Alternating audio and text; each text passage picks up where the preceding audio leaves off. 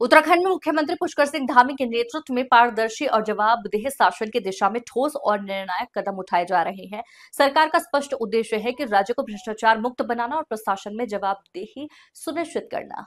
हाल के महीनों में सरकार ने ये दिखा दिया कि अब सिर्फ छोटे कर्मचारियों पर नहीं बल्कि बड़े अधिकारियों पर भी कार्रवाई की जाएगी, चाहे उनका पद या प्रभाव कितना ही बड़ा क्यों ना हो। पहले जिन अधिकारियों पर सवाल उठाने में लोग हिचकते थे, अब उनके खिलाफ भी कठोर कदम उठाए जा रहे हैं।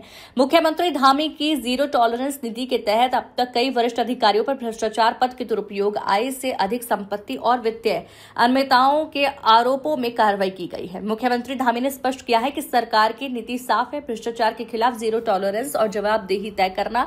यही कारण है कि बीते 3 सालों में कई ऐसे वरिष्ठ अफसरों और कर्मचारियों पर कठोर कार्रवाई की गई है जो पहले अछूत माने जाते थे। भ्रष्टाचार को लेकर हमारा बिल्कुल स्पष्ट मत है। हमारी नीति बिल्कुल जीरो टॉलरेंस की है। किसी भी कीमत पर देवभूमि में भ्रष्टाचार स्वीकार नहीं किया जाएगा। हमारी सरकार भ्रष्टाचार को जड़ से समाप्त करने के लिए लगातार काम कर रही है और हमने भ्रष्टाचार को समाप्त करने के लिए 100 से भी ज़्यादा नकल के मामले में फैले भ्रष्टाचार को पूरी तरह से समाप्त करके जड़ से समाप्त किया और 100 से ज़्यादा नकल माफियाओं को जेल की सलाखों के पीछे भेजा। इसके अलावा भ्रष्टाचार के अन्य मामलों में भी 200 से अधिक लोगों को अभी तक 1064 जो हमारा टोल फ्री नंबर है, उस टोल फ्री नंबर पर शिकायत मिलने पर गिरफ्तार किया गया विजिलेंस के द्वारा। हरिद्वार नगर निगम में भूमि खरीद घोटाले का प्रकरण जैसे ही मेरे संज्ञान में आया, तत्काल हमने शासन से एक वरिष्ठ अधिकारी के नेतृत्व में जांच बैठाई, जांच दी उनको और जांच की रिपोर्ट आते ही भूमि विक्रेताओं के बैंक के खातों को सीज किया गया है। कई अन्य कर्मचारी जो इसमें संलिप्त पाए गए हैं प्रारंभिक रिपोर्ट में, उन सभी को सस्पेंड किया गया है।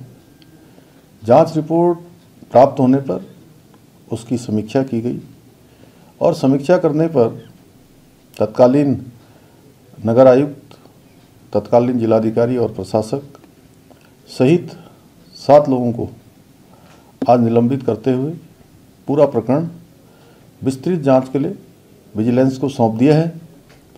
हम यह सुनिश्चित करेंगे कि जो नगर निगम का पैसा है वो पैसा सरकारी खाते में वापस आए। इसके लिए हमने आदेश दे दिए गए हैं। साथ ही नगर निगम के कामों की स्पेशल ऑडिट की जाएगी। यदि कोई अन्य अनियमितता भी हुई है तो वह भी पकड़ में आएगी और उस पर भी आगे कार्रवाई की जाएगी। हमारा स्पष्ट मत है, देवभूमि में किसी भी कीमत पर भ्रष्टाचार को बर्दाश्त नहीं किया जाएगा।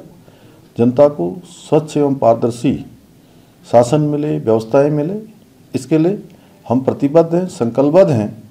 आदरणीय प्रधानमंत्री जी का जो बाबा केदार की भूमि से उन्होंने पूरे उत्तराखंड वासियों को और देशवासियों को संदेश दिया था, उनके मुख से शब्द निकले थे बाबा केदार के धाम में कि 21वीं सदी का तीसरा दशक उत्तराखंड का दशक होगा।